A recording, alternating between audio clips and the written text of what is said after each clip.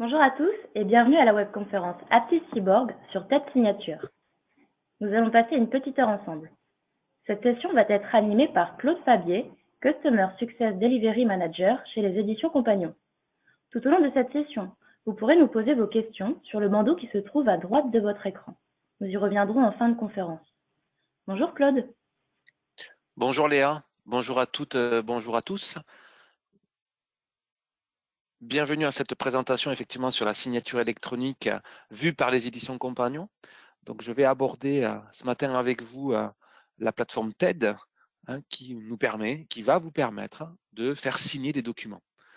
Alors ce que je vous propose pour débuter, c'est un petit retour sur les avantages de la signature électronique au regard d'une signature de type classique telle qu'on la connaît par la position d'un gris-gris, d'une signature sur un document. Bien, ce sont les avantages effectivement que l'on décline par la rapidité évidemment. Donc toutes les tâches chronophages vont être évincées du process puisque c'est une plateforme de façon dématérialisée qui va opérer le traitement. L'efficience, il s'agit d'aller plus vite. On verra que dans certains types de documents, la signature nécessite une rapidité, donc il faut être efficace et efficient dans la collecte de cette signature. Toute la partie économie, bien évidemment, donc on va éviter les impressions, les mises sous pli, les affranchissements, on va générer de l'économie en lien avec la rapidité et l'efficience. Et enfin, on va évoquer aussi le sujet de la sécurité, puisque les documents numériques, dès lors qu'ils ont une signature qui est apposée dessus, eh bien, ils ont une validité juridique plus forte qu'un document éventuellement papier qui pourrait être conservé ou éventuellement modifié. Donc ces éléments font que la signature électronique aujourd'hui, en plus, est encadrée par un cadre légal, qui est porté par la loi française déjà, qui date de la loi de 2000. D'accord, une loi de 2000 qui a été complétée par un règlement européen EIDAS. Donc ce règlement EIDAS, évidemment, que nous entendrons parler de plus en plus, puisqu'il est porté par l'Union européenne en termes de sécurité des données numériques. Voilà, donc le cadre légal est là. Il ne reste plus maintenant que mettre en œuvre cette plateforme. La signature électronique, quand l'utiliser? Eh bien, on va distinguer, on a distingué ici finalement deux grands périmètres, mais vous allez voir qui sont très larges l'un et l'autre. Donc, tout le domaine du RH. Ah oui, tout le domaine du RH avec les processus d'embauche, les avenants, les contrats, toutes les primes éventuellement avec des commerciaux. Donc, tous ces éléments pourront être signés par la plateforme, par un process totalement intégré. Et ensuite, pour tout ce qui tourne au business, autour du business, donc on va évoquer tout ce qui concerne le parcours de décisionnel avec des clients, pourquoi pas des accords avec des fournisseurs, ça va être des mandats, des devis, des bons de commande, etc., des mandats CEPA, des contrats de partenariat, des bons de livraison, tous ces documents qui vont pouvoir être signés par le biais de cette plateforme. Nous, chez les éditions Compagnons, nous avons une vision très claire sur ce sujet-là. Nous avons essayé et nous proposons des solutions, en l'occurrence via la plateforme TED, une solution en mode SaaS, donc très simple à mettre en œuvre et très simple à accéder par l'accession directement depuis un navigateur Internet. On va pouvoir personnaliser cette plateforme et avec un paramétrage très léger, très court, d'accord, quelque chose de très agile. Nous recherchons l'agilité. Donc cette solution est 100% française, développée à Toulouse en grande majorité. On utilise évidemment toute cette notion de traçabilité, de sécurité en lien avec l'informatique. On a un nombre de pages illimité, on a un suivi détaillé de la consommation et des flux, on y reviendra, tous ces aspects-là. Donc nous sommes sur un traitement à l'usage. D'accord, nous comptabilisons des usages. Nous sommes bien évidemment compatibles tout environnement. On parle d'un ERP qui va produire des contrats de travail, un autre qui va produire des devis, des bonnes commandes. Là, on va fonctionner avec n'importe quel type d'outil dès lors qu'on a un fichier PDF à traiter. Cette plateforme peut être adressée, et on le verra tout à l'heure, de façon totalement manuelle, par un dépôt physique, mais ensuite on va pouvoir aussi utiliser des API. Alors peut-être que ces mots-là parlent à certains d'entre vous. Donc les API, c'est-à-dire qu'on va pouvoir on va pouvoir utiliser via un programme informatique qui va être mis en œuvre pour permettre à une application tierce de déposer directement des documents sur la plateforme TED. Donc, encore une fois, un gage de sécurité et simplification dans les process. Évidemment, la plateforme est compatible RGPD, D'ailleurs, je pourrais utiliser RGPD by design, c'est-à-dire que dès sa conception, la plateforme TED a pris en charge, a pris en compte tous les aspects du RGPD. En ce qui concerne le périmètre de la signature, donc on va retrouver effectivement les sujets du contrat de travail, du mandat CEPA, des contrats commerciaux, des devis, des bonnes commandes, des contrats de bail, des contrats de travail, des avenants, etc. Tous ces documents qui vont être traités par la plateforme TED directement. Voilà, donc après cette petite présentation sur l'aspect juridique, on va pouvoir rentrer directement dans le vif du sujet par l'utilisation d'un exemple. Alors la plateforme, la voilà, donc c'est une plateforme, comme je vous le disais tout à l'heure, qui est accessible en mode SaaS, accessible depuis un navigateur, donc pas d'installation, pas de contraintes liées à des versionning de Windows ou d'autres. Donc il s'agit d'avoir simplement une connexion Internet et un navigateur. Donc cette plateforme nous accueille avec un logo, une identité visuelle que vous pourrez bien évidemment modifier pour colorier, si je peux dire, la plateforme à votre image. Il s'agit maintenant de s'identifier. Donc, l'identification s'effectue avec un compte et un mot de passe associé, donc avec toute la stratégie de sécurité inhérente évidemment à ces problématiques de confidentialité et d'accès. D'ailleurs, ces mots de passe et du moins la contrainte liée à la saisie et à la longueur du mot de passe peuvent être gérés en accord avec la DSI, avec votre DSI, qui vous donnera la marche à suivre pour positionner telle ou telle longueur en termes de mot de passe et de composition. Allez, on va démarrer, la plateforme se démarre. Alors, on est accueilli sur la plateforme sur un tableau de bord. Alors, j'ai quelques soucis de connexion Internet qui se manifestent par une latence dans les affichages. Vous voudrez bien m'en excuser. Donc, ce tableau de bord qui vous accueille, qui nous accueille et qui nous présente un petit peu les forces en présence. Alors, ce tableau de bord, évidemment, va évoluer au fur et à mesure des dépôts que vous allez faire. Sur la partie gauche, le menu qui porte les 3 documents que nous traitons aujourd'hui, le bulletin de salaire, la facture et la signature. Donc, le sujet de ce matin, c'est bien la signature qui nous intéresse et évidemment la notion de coffre-fort d'entreprise. Alors, ce que je vous propose, c'est de regarder rapidement les paramètres. Alors, on va rapidement en passer, évidemment. L'idée étant de vous montrer que cette plateforme est très simple à mettre en œuvre. Donc, au niveau de l'entreprise, donc on va retrouver ici le pédigré de l'entreprise qui émet les documents. On va retrouver l'interface et vous voyez, on retrouve le logo. Donc, vous pourrez intervenir sur le logo et l'identité visuelle tout simplement en changeant l'un et l'autre de ces éléments. Dans le menu paramètres, des notions un peu générales sur le fuseau horaire, la complexité de mots de passe que j'ai évoqué tout à l'heure, qui pourront être modifiés par votre DSI pour satisfaire à des obligations internes en termes de sécurité. Donc tous ces éléments, évidemment, peuvent être paramétrés directement depuis cette plateforme de façon très simple.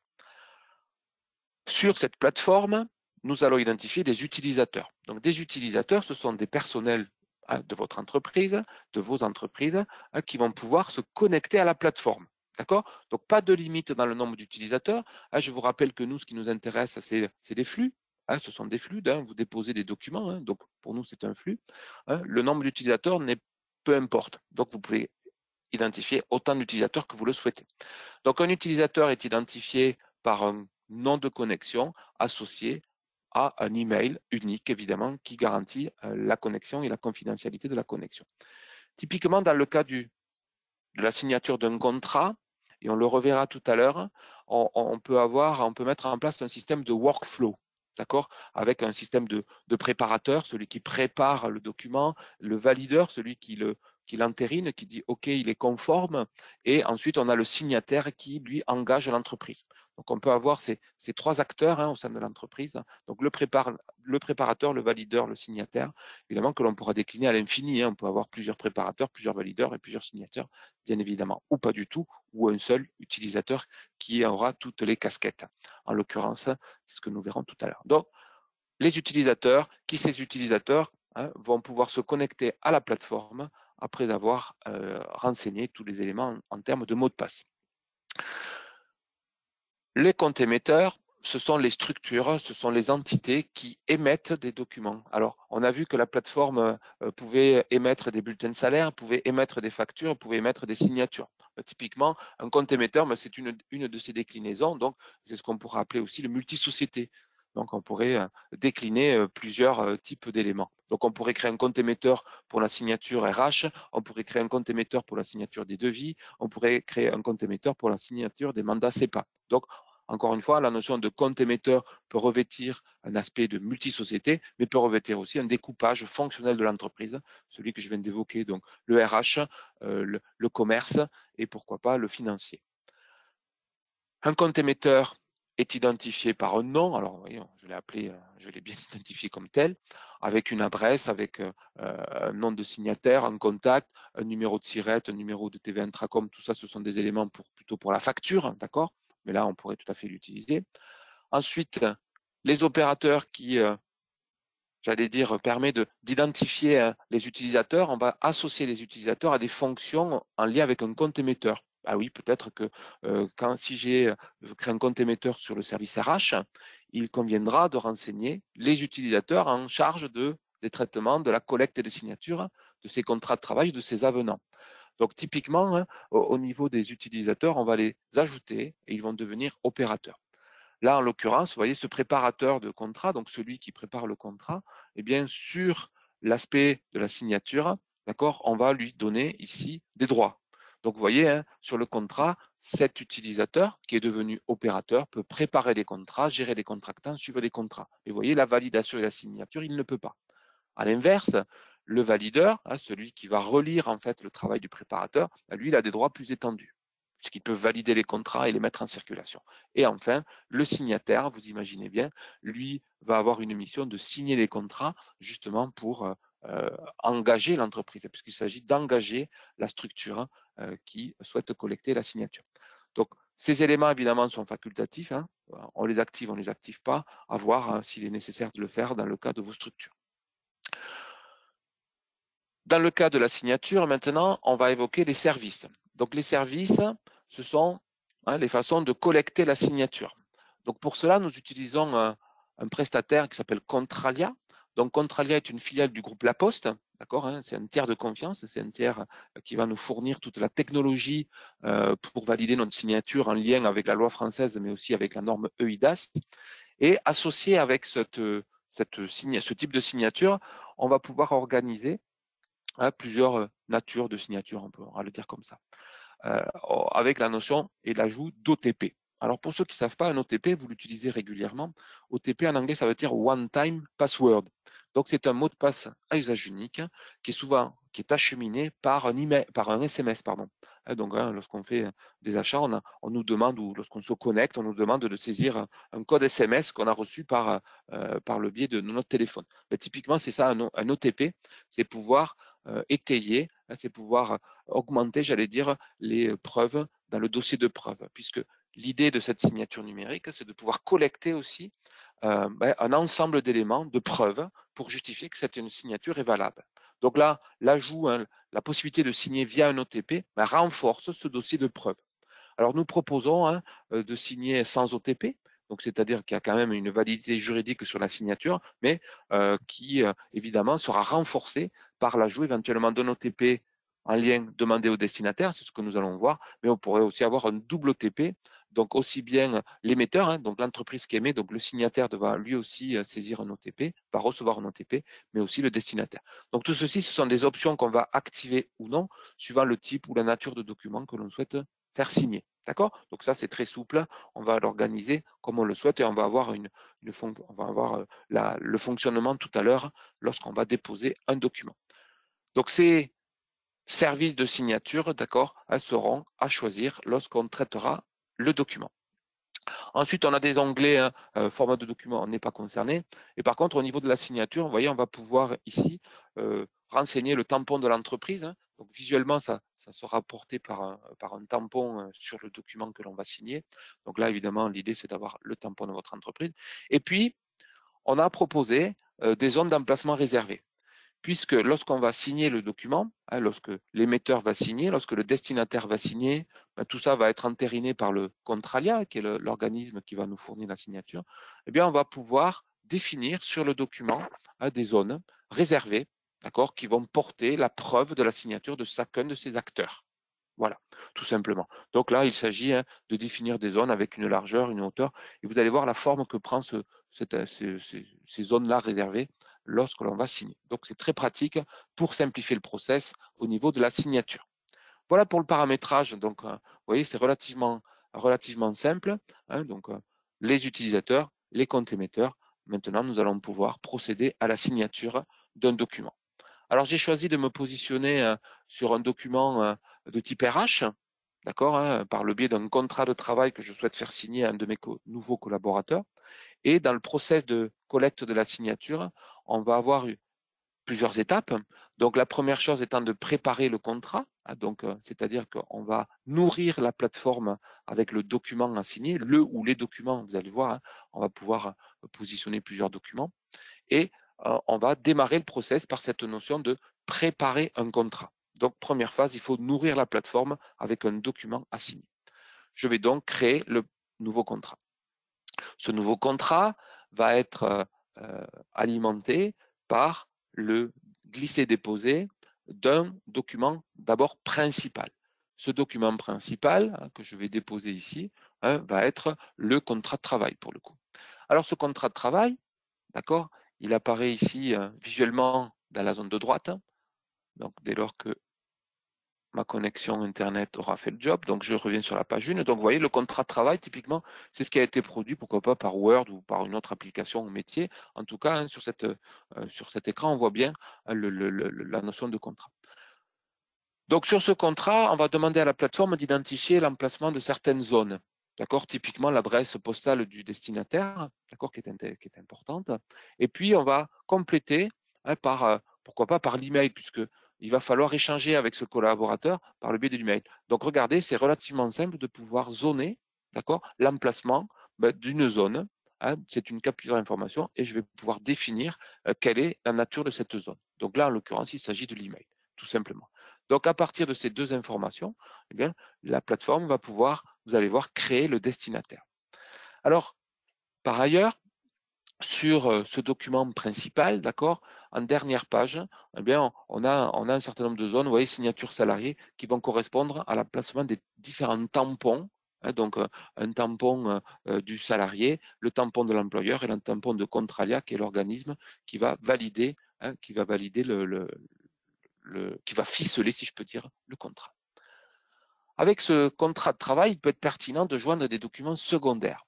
Alors, des documents secondaires, ce sont des documents qui vont être intégrés dans la signature globale, ce sont des documents qui vont être fusionnés avec le document principal et qui vont porter signature. Alors, l'exemple le plus pertinent en termes de documents secondaires dans le cas d'un contrat de travail, ce serait tout à fait le règlement intérieur. D'accord, ce règlement intérieur qu'il convient d'ajouter, et très simplement, je prends le document du règlement intérieur, je l'ajoute. Donc, modèle de règlement intérieur qui va donner lieu à signature de la part du destinataire. Donc ça, c'est important. Donc, les documents secondaires, alors on peut mettre plusieurs documents secondaires qui vont être fusionnés avec le document principal et qui vont porter signature du destinataire. Les documents joints, quant à eux, ce vont être des documents qui ne vont pas être liés à la signature, par contre, qui vont transiter, j'allais dire, avec le document principal. Alors, j'ai un exemple qui serait, par exemple, les documents en lien avec les gestes barrières, en lien avec le Covid-19, un nouvel arrivant. Il s'agit de le prévenir des protocoles de sécurité sanitaire qui sont mis en œuvre dans l'entreprise. Ça pourrait être les couvertures de la mutuelle, la prévoyance avec les droits liés à la prévoyance. Donc, des documents joints qui vont transiter avec le bulletin. D'accord? Pas avec le bulletin, pardon, avec le contrat. Voilà pour l'organisation des documents. Un document principal qui va porter signature, des documents secondaires qui vont être fusionnés avec le document principal et des documents joints qui vont être acheminés simultanément avec le document principal. Alors, vous remarquerez les cadences au niveau des pastilles, au niveau du numéro 1. Donc, nous avons fait le numéro 1. Nous voilà maintenant à définir le numéro 2, donc qui est le destinataire de ce contrat. Et nous allons pouvoir bénéficier peut-être de la création déjà présente du destinataire. Ce n'est pas le cas. Donc, je vais ajouter un nouveau destinataire à la plateforme. Et ce destinataire, vous allez voir qu'un certain nombre d'éléments sont d'ores et déjà renseignés, d'accord, comme le nom, le prénom et même l'adresse. Alors, j'identifie de façon certaine ce client, cet individu, ce destinataire qui par son matricule ou par un élément unique. Je vous avais vu que la plateforme a lu les différentes lignes de l'adresse du destinataire. Donc tout ceci a été facilité, évidemment, par la position d'un cadre bleu au sein du document. Ensuite, étape 3, il s'agit de définir le valideur. Qui va valider la lecture de ce contrat de travail? Alors j'ai évoqué tout à l'heure, vous vous rappelez, le préparateur, le valideur, le signataire, mais on va les retrouver ici. C'est-à-dire qu'en fonction des droits et des autorisations qui vont être positionnées sur les différents opérateurs, eh bien, on va pouvoir définir qui va être le valideur ou qui va être évidemment celui qui va organiser les traitements. Donc moi, en l'occurrence, je vais me définir comme étant le valideur. Je vais me définir aussi comme étant le signataire, celui qui engage l'entreprise. Donc, j'ai les 3 casquettes. Je suis préparateur, je suis valideur, je suis signataire. Mais dans certaines entreprises, il conviendra de distinguer les trois personnes qui vont intervenir. Voilà. Ensuite, étape 5, je définis le service de signature. Vous vous rappelez ce service de signature qu'on a évoqué tout à l'heure avec OTP, sans OTP, quel type d'OTP? Est-ce que c'est qu'un OTP destinataire, un OTP émetteur? Bon, là, on va choisir le mode de signature que l'on souhaite. Voilà, tout simplement. Donc là, moi, je vais choisir un OTP destinataire. On va intituler, d'accord, l'opération, la désignation, le contrat. On va lui dire, c'est le CDI de Jean Poussa. Très bien. Et puis, on va même pouvoir compléter l'envoi, d'accord, avec un petit message personnalisé. Merci de signer ce document. Voilà, avec un petit message personnalisé. Alors, je suis préparateur, je vous rappelle, donc je fais la préparation. Je pourrais enregistrer cette préparation, j'allais dire la garder sous le coude, d'accord, pour permettre ensuite de les mettre en validation auprès de mon valideur, d'accord. Donc, on peut préparer les travaux avant de les mettre à signer, à valider, pardon, auprès de mon supérieur hiérarchique éventuellement. Donc là, moi, en l'occurrence, je vous rappelle, et le préparateur, et le valideur, et le signataire, mais tout simplement, je vais considérer que ce document, il est conforme, le net à payer, le brut, toutes les conditions sont bonnes, je valide le traitement. Et là, on a une étape intermédiaire qui est évidemment liée à la présentation à la plateforme de démonstration, d'accord? Évidemment, dans la vraie vie, dans la plateforme de production, on n'a pas cet écran qui permet de diriger le document à signer vers une messagerie de type test, évidemment. Allez, je confirme cette validation, donc validation qui entérine la mise en circulation auprès du destinataire du document à signer. Le contrat va être validé et le workflow de signature initié. Oui. Donc là, en l'occurrence, qu'est-ce qui se passe? Eh bien, la plateforme va prendre en charge ce document et va l'acheminer, du moins va acheminer un email auprès du destinataire qui s'appelle Jean Pousse, d'accord, pour que le document soit signé. Donc, notre ami Jean Pousse va recevoir un email dans sa messagerie. Donc, sa messagerie, là, voilà. Donc, voilà le document en question que reçoit notre ami Jean Pousse. D'accord? Bonjour Jean Pousse. La société L'Arbre vous propose de signer et notre ami va pouvoir consulter et signer le contrat. D'accord? Très simplement, donc c'est dans le contexte de M. Jean Pousse. Donc je vais ouvrir, je vais me mettre en situation d'être Jean Pousse et Jean Pousse, en cliquant sur le lien, arrive sur l'écran qui est en train de charger où il va pouvoir procéder à différentes opérations, au premier rang desquelles la consultation du document qu'on lui demande de signer. Allez, donc, cette connexion Internet qui est poussive, mais qui va arriver à son terme. Allez, on tourne.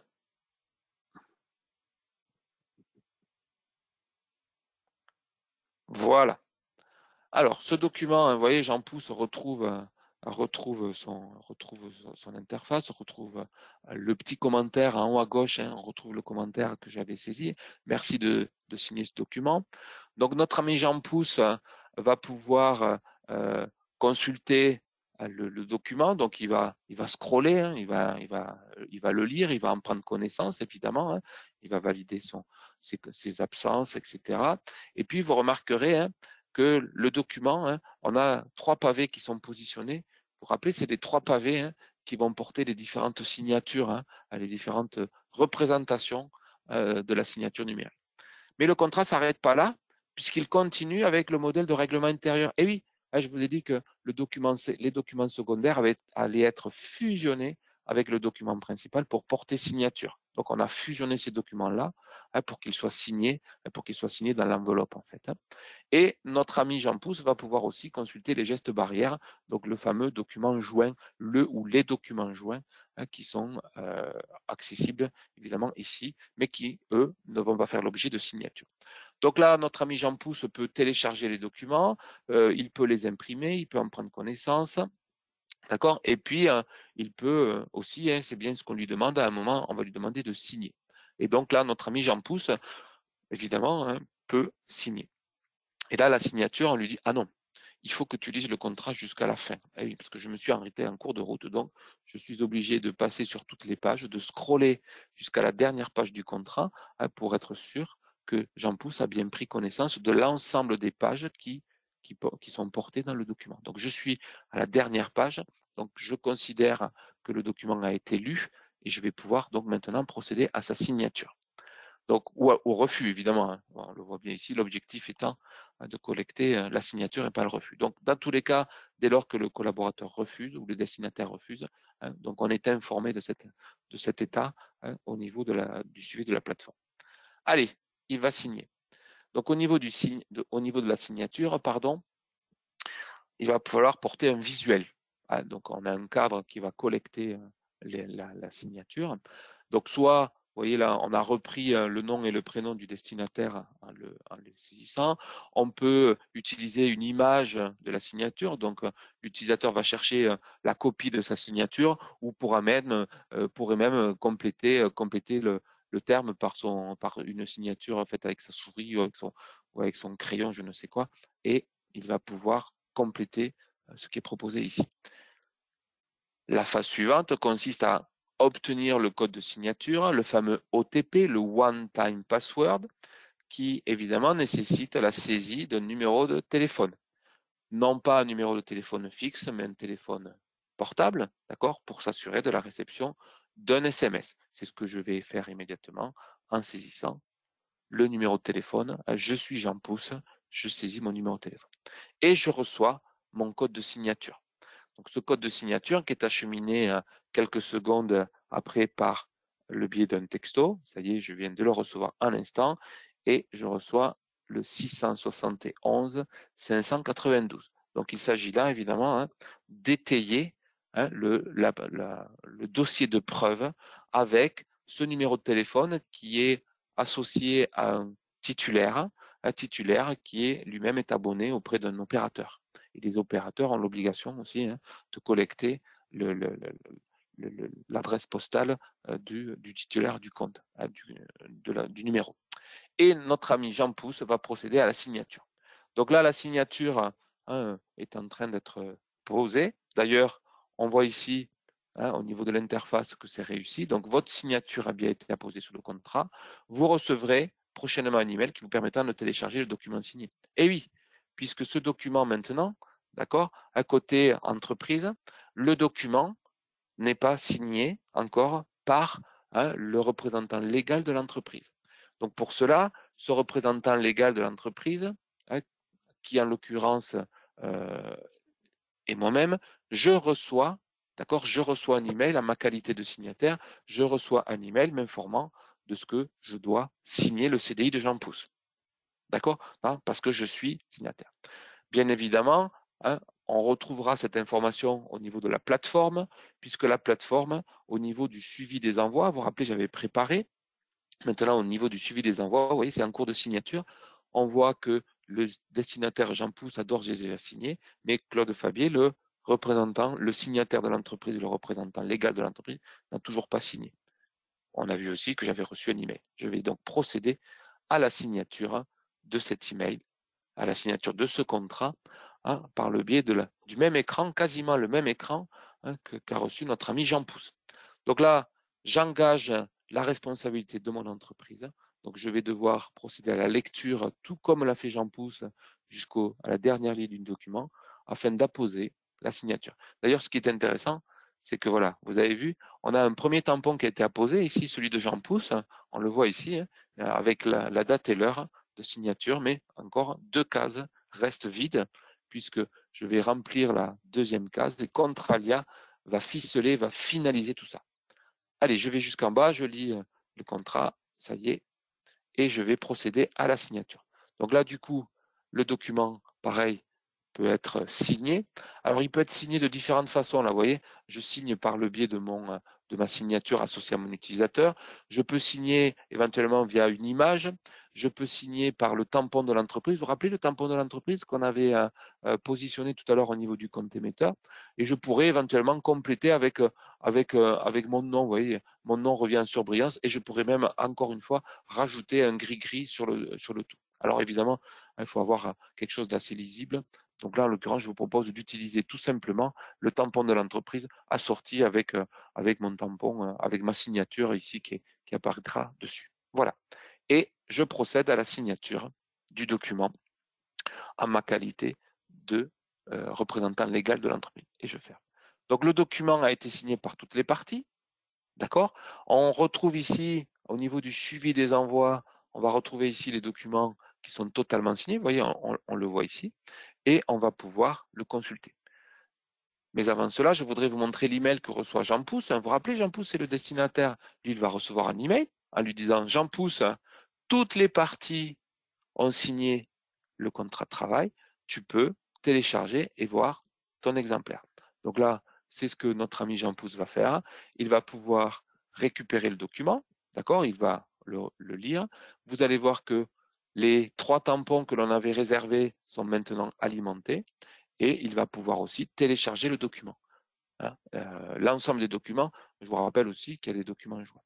Vous remarquerez une petite particularité déposée sur Digipost. Dans le cas de traitement en lien avec le RH, le destinataire collaborateur pourra tout à fait déposer le document dans son coffre Digipost pour qu'il soit gardé ad vitam aeternam de façon numérique. Donc là, en l'occurrence, il va pouvoir le télécharger et c'est ce que je vous propose de réaliser tout de suite.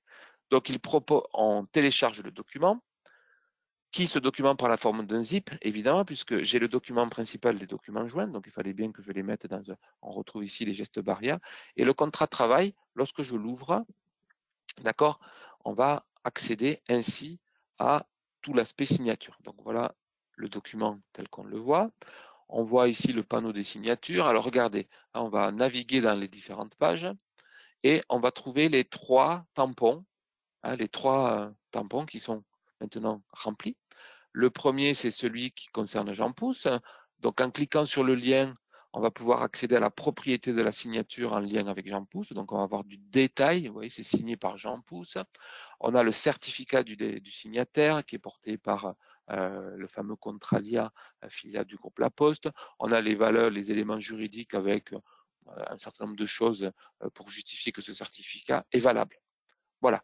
La même chose sur le représentant légal de l'entreprise avec le tampon de l'entreprise avec ici le détail et puis le tampon de Contralia, vous voyez, qui est porté par un numéro, le 2C9, 2C96A, qui est un GUID, qui est une valeur unique, qui pourra être retrouvé par DocaPost, d'accord, lors d'un litige, et donc pour sortir le fameux dossier de preuve en lien avec ce numéro d'unicité. Donc cette signature est signée via un numéro unique qui pourra être retrouvé par DocaPost.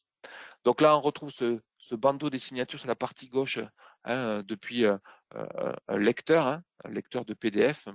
Ici, on retrouve les différentes signatures.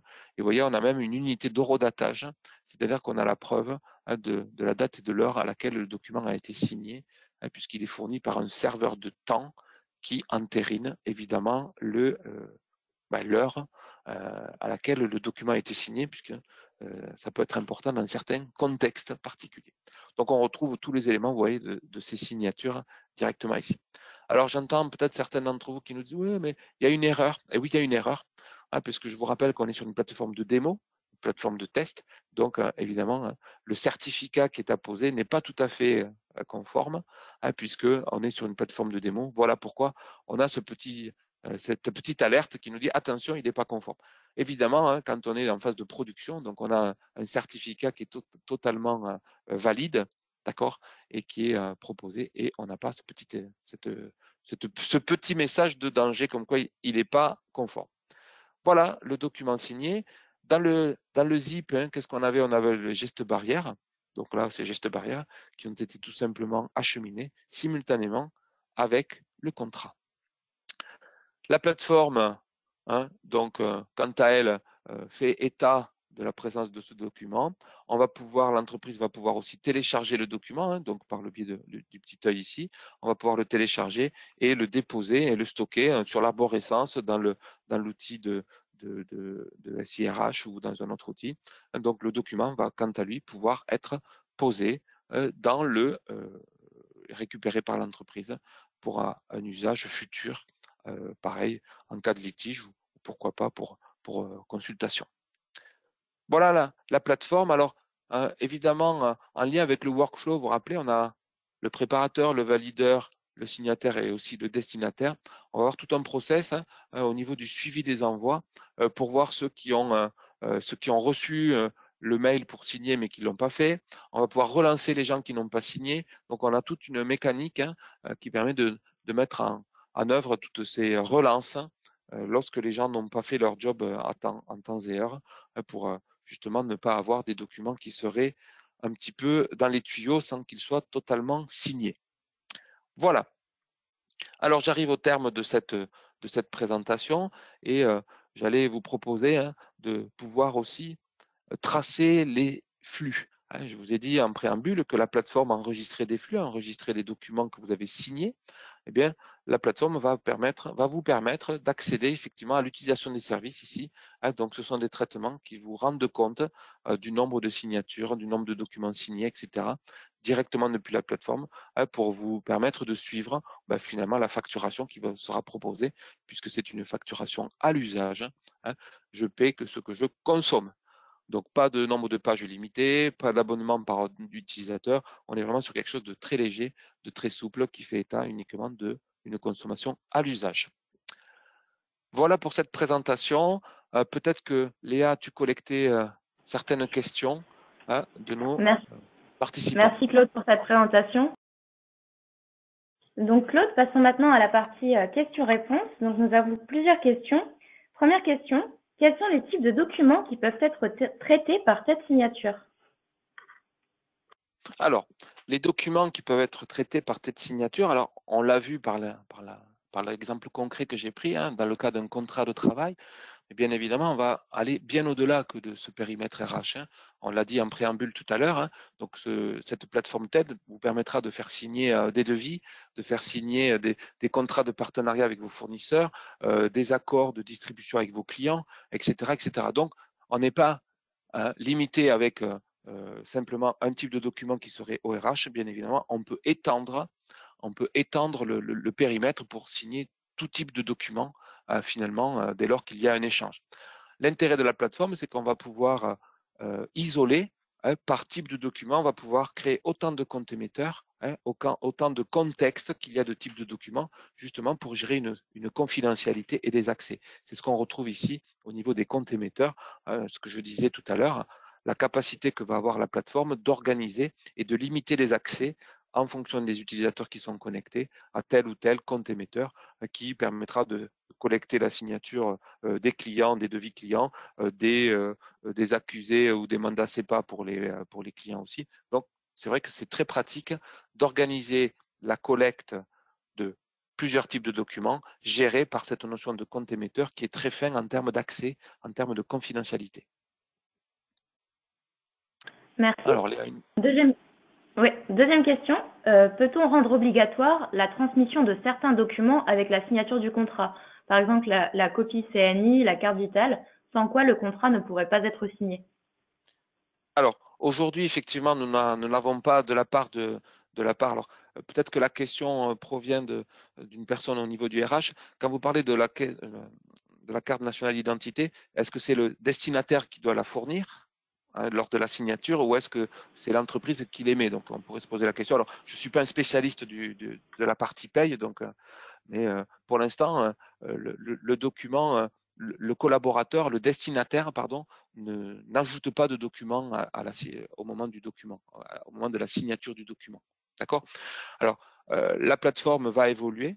La plateforme va permettre de nouvelles fonctionnalités dans les semaines à venir, comme la possibilité d'un collaborateur de saisir un certain nombre d'informations, hein. Donc, celui qui veut signer va pouvoir saisir des données et effectivement pourra rajouter des données comme la carte nationale d'identité ou d'autres documents. Donc, pour l'instant, non, mais ce sont des fonctionnalités qui vont arriver dans les semaines à venir au niveau de la plateforme. Merci Claude. Peut-on créer des modèles par rapport aux pièces jointes avec les contrats par exemple, des modèles type CDI où d'un certain nombre de pièces jointes sont à joindre avec un CDI afin de ne pas avoir à les glisser à chaque envoi?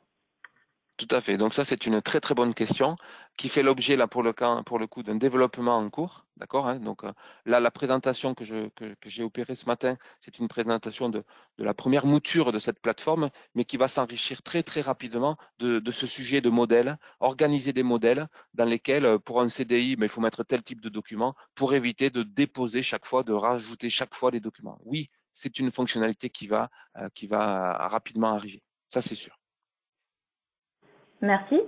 La préparation des documents dans la plateforme peut-elle être automatisée? Oui, alors cette plateforme peut être automatisée de diverses façons. Alors, j'ai évoqué tout à l'heure le terme de API. Alors, hein, pour certains d'entre vous, ça a du sens. Donc, c'est pouvoir alimenter cette plateforme avec une mécanique externe, avec un logiciel tierce. Donc, ce logiciel tierce qui pourrait être, pourquoi pas, hein, un développement que vous avez conçu en interne chez vous, ou alors l'utilisation d'un autre de nos outils hein, au niveau des éditions Compagnons qui s'appelle TAI. En gros, l'idée, c'est vous avez un fait générateur, par exemple, vous concevez un contrat de travail dans Word, par exemple, et ce contrat de travail, tout simplement, vous allez l'imprimer. Alors, vous allez l'imprimer vers une imprimante virtuelle, hein, une imprimante qui n'a pas vocation à produire du papier, quoique pourquoi pas. Et c'est cette imprimante virtuelle qui va se charger de prendre en charge le document et de le déposer sur la plateforme TED. Donc ça, c'est l'utilisation d'un de nos outils qui s'appelle TAI, d'accord, qui vient compléter TED et qui permet justement d'automatiser l'alimentation de la plateforme par le biais d'une mécanique totalement intégrée et totalement transparente. Donc plus de dépôt manuel, la préparation se fait simplement par l'impression depuis Word ou un autre outil par le biais de l'utilisation d'une imprimante virtuelle. Oui, c'est possible hein, pour alimenter ce type organiser ce type de traitement. Ce qui pourrait être pratique, par exemple, dans les cas des devis. Vous faites des devis clients, vous n'allez pas déposer tous vos devis à la main. Donc, l'idée étant de trouver une mécanique automatique qui va se charger de transférer les devis, de mettre les devis à disposition sur la plateforme pour qu'ils soient soumis à signature auprès des clients. Donc, oui, de deux façons, soit avec un outil complémentaire qui s'appelle TAI, traitement automatique des impressions, ou alors par un développement que vous auriez pu vous-même concevoir auprès de vos équipes informatiques. Merci. Autre question. Lorsque la signature nécessite également une mention manuscrite, comment cela se passe-t-il? Alors, la mention manuscrite, donc c'est ce que j'ai évoqué tout à l'heure, la capacité de pouvoir interagir avec l'utilisateur. C'est-à-dire que le destinataire, le signataire doit apposer, compléter le document. Donc là, il pourra le faire par le biais d'une saisie via un clavier. Donc la partie manuscrite serait faite par la signature. Alors, il faudrait peut-être creuser la demande. Elle répond peut-être à une contrainte particulière qu'il serait pertinent de détailler. Là, j'ai pas d'exemple ou de quoi que ce soit. Donc, à voir peut-être. Léa, il faudrait reprendre rendez-vous avec la personne qui a posé la question. D'accord, très bien. Merci Claude. Est-ce approprié pour des documents externes, comme par exemple des factures fournisseurs? Des factures fournisseurs. C'est-à-dire que pour valider une facture fournisseur en interne, je vois pas trop le périmètre. Il doit y avoir là encore une fois peut-être une demande particulière, un questionnement, un contexte particulier. Ce serait pour Quoi? valider en interne le paiement des factures fournisseurs. Ah, d'accord, un workflow interne pour dire bon à payer. Voilà. Euh, oui, on pourrait faire ça. On pourrait l'utiliser effectivement. Je pense qu'il y a des outils aujourd'hui qui prennent en charge les documents entrants pour lesquels les fonctionnalités de workflow seraient plus appropriées pour le traitement particulier de ces factures fournisseurs. Donc, à voir, hein, au sein d'Apps Cyborg, il y a des outils justement de prise en charge des documents entrants des factures fournisseurs avec un système de workflow. Donc là, rapprochez-vous de votre ingénieur commercial qui saura vous présenter une solution typiquement dédiée pour le traitement de ces documents entrants. Merci. Autre question. Peut-on mettre des documents avec des endroits où le signataire doit compléter des parties autres que la signature? Par exemple, nom et prénom des enfants, adresse, etc. Tout à fait. Donc, cette question rejoint ce que j'ai évoqué il y a quelques minutes. Donc, c'est la capacité pour le destinataire de compléter justement des informations. Donc, l'exemple est très bien choisi, les enfants, etc. Donc, cette fonctionnalité va arriver très rapidement sur l'interface pour permettre au moment de la signature de compléter ces informations-là par le biais d'une action au niveau du clavier par le destinataire du document. Oui. Pas dans la version actuelle, mais dans la version future qui va être propulsée très rapidement. Alors, je crois qu'on y a déjà répondu sur la première question, mais est-ce qu'il est possible de gérer sur la même plateforme des documents RH et des documents commerciaux?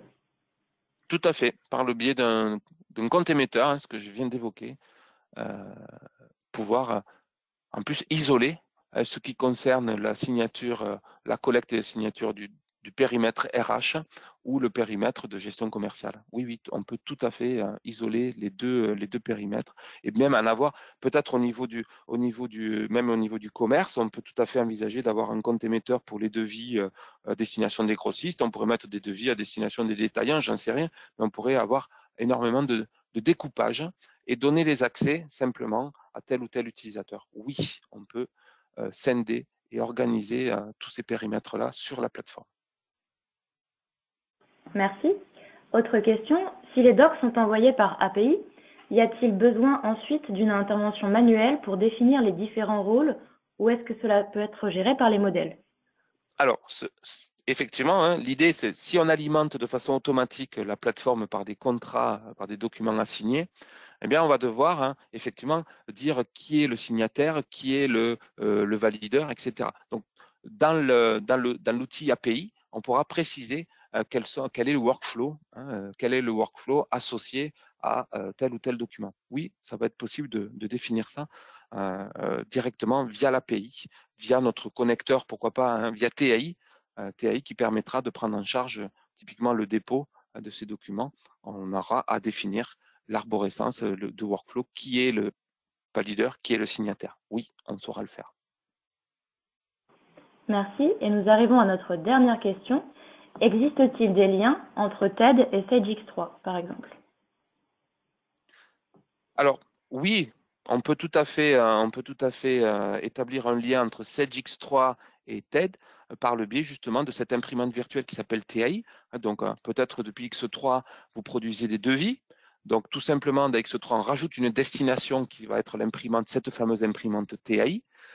TAI va reconnaître qu'il s'agit d'un devis et le devis va être mis à disposition sur la plateforme pour être ensuite envoyé via la plateforme au client destinataire pour qu'il procède à sa signature. Oui, ce lien-là peut être mis en œuvre très simplement d'ailleurs via cet outil complémentaire TAI conçu par les éditions Compagnon et qui peut être en pleine synergie avec cette plateforme TED. Merci Claude. Donc c'était notre dernière question. Merci pour ta présentation et pour tes réponses. Merci à tous de nous avoir suivis.